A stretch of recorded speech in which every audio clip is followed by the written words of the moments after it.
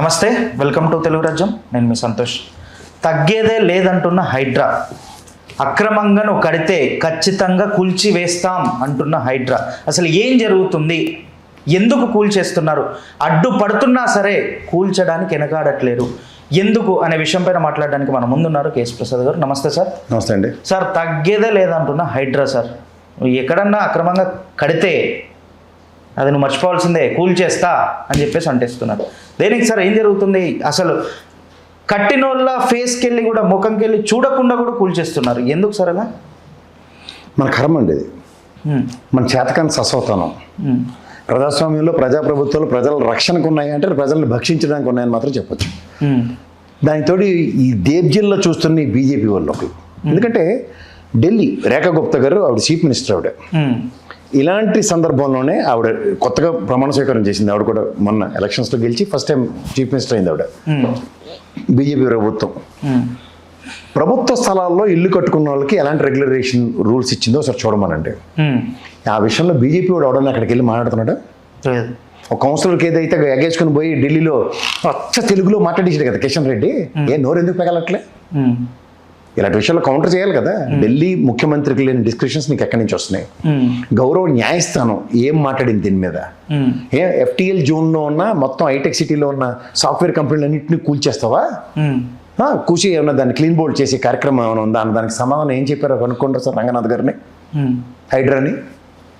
ఇవాళ నాకు అవన్నీ కాదు, ప్రభుత్వం మంచి నిర్ణయం తీసుకుంది. ఏది ప్రభుత్వ భూముల్లో కబ్జాలు చేస్తే తగ్గేదేలే అనే పుష్ప సినిమా చూసి చెలరేగిపోతున్నారు పొక్కలైనర్లకి వెళ్ళి. సబాస్, దీనికన్నా ముందు ఆ రిజిస్టర్ నా కొడుకులు ఎక్కడ చచ్చారు? ఎడిట్ చేయమని రిజిస్టర్లు ఎక్కడ చచ్చారు? ఎఫ్టీఎల్ జోను, వల్లకాడ బఫర్ జోన్ అని పెద్ద మ్యాప్లు పెట్టుకుని రిజిస్టర్ ఆఫీస్లో కూర్చుని ఉంటారు కదా. ఆ పాటు చూడరా, ఇది ప్రభుత్వ ల్యాండ్ ఏదో డిమార్క్ అయి ఉంటుంది కదా, అక్కడ కట్టుకోవాలి, ఎందుకు కడతాను వీళ్ళని చెప్పేసి అప్పుడే కదా. ఇది ప్రభుత్వ ల్యాండ్ క్లియర్ అవ్వలేదు, 40 సంవత్సరాల కోర్టులో ఉంది అది. ఆంధ్రప్రదేశ్లోనూ ఆ భవానీపురంలో ఎరగొట్టిన ఇల్లులకి సుప్రీంకోర్టు స్టే ఆర్డర్ చూపిస్తున్నా ఎరగొట్టేశారు. ఇక్కడ హైకోర్టు ఆర్డర్స్ చూపిస్తున్నా ఎరగొట్టేశారు. వాళ్ళు ఫ్లెక్సీలు పెట్టుకున్నారు ఇంట్ల ముందు. మనుషులు ఇంట్లోంచి ఖాళీ కూడా చేయకుండా ఒకళ్ళని పెట్టి ఎరగొట్టేస్తున్నారు. నిజమే, గత ప్రభుత్వాలు అంటున్నారు. తెలంగాణ రాష్ట్రం 2014లో కదా వచ్చింది. అంత మునుపంతా మమ్మల్ని ఉద్ధరించింది ఎవరు? కాంగ్రెస్ తెలుగుదేశం వాళ్ళే కదా. అవును, కాంగ్రెస్ తెలుగుదేశం. మీకు బాధ్యతలు లేవా? 40 సంవత్సరాల ప్రస్థానంలో ఎన్నిసార్లు మీరు ఉద్ధరించి ఊళ్ళేరు మీ కాంగ్రెస్ ప్రభుత్వాలు?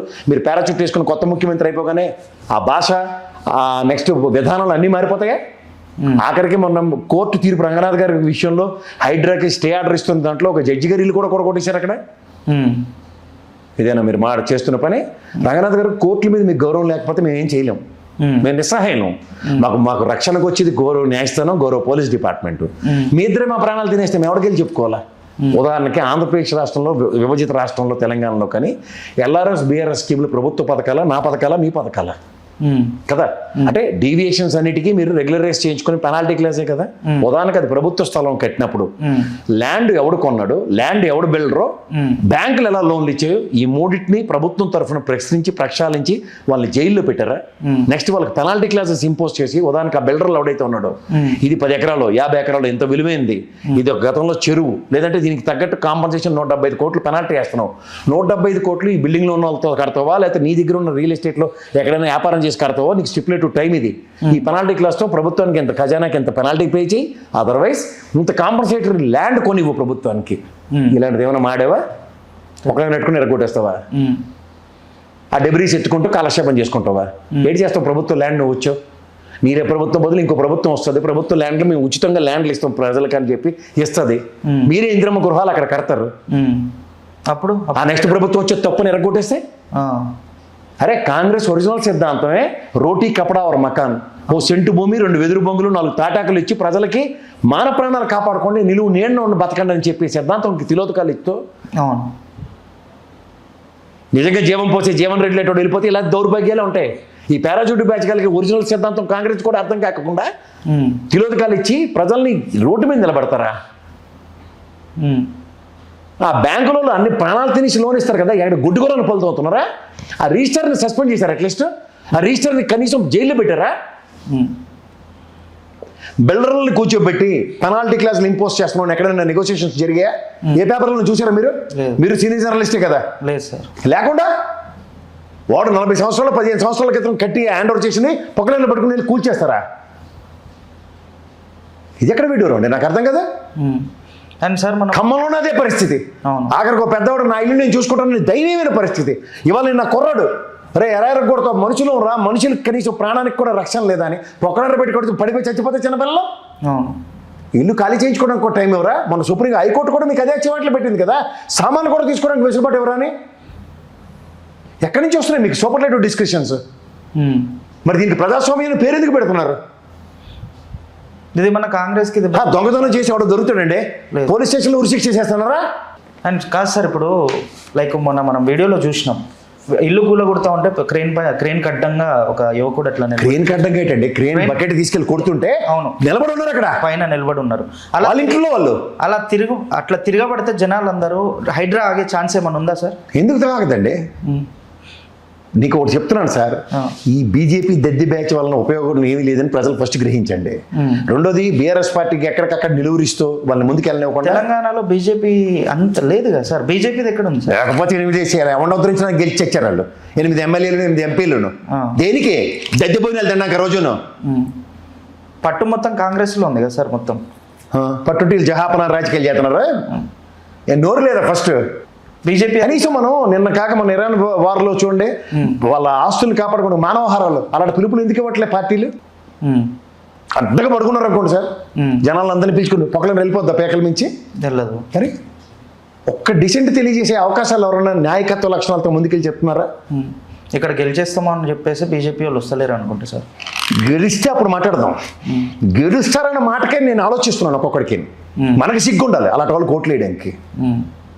మనిషి కష్టంలో ఉన్నప్పుడు ఏం చేశారన్న దానికి సమాధానం అబద్ధాల పునాదుల మీద ఏర్పడింది.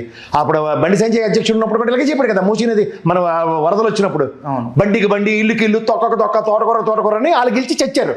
మనం ముష్టెత్తుకొని చూస్తున్నాం ప్రజలు. అంటే వాళ్ళు ఒకటే ఉంటుందండి, 2 నేషనల్ పార్టీలు కలిసి ఒక ప్రాంతీయ పార్టీని తొక్కేసే క్రమంలో వాళ్ళని తొక్కారో లేదో దేవుడికి తెలుసు, ప్రజలను కూడా తొక్కేస్తున్నారు. ఇది భయం పెట్టడానిక, భయం పెట్టి గెలుచుకోవడానిక?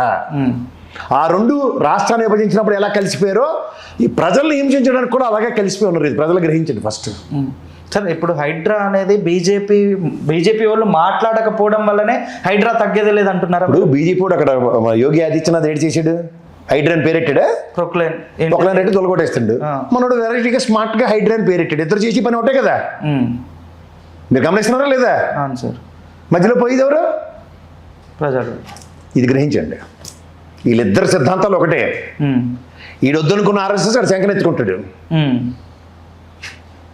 ఆర్ఎస్ఎస్ భావాలు అంటారు, ఇద్దరు వేవే భావాలు. అక్కడ నుంచి చూసి ఇక్కడ కాపీ కొట్టిందంటారా సార్?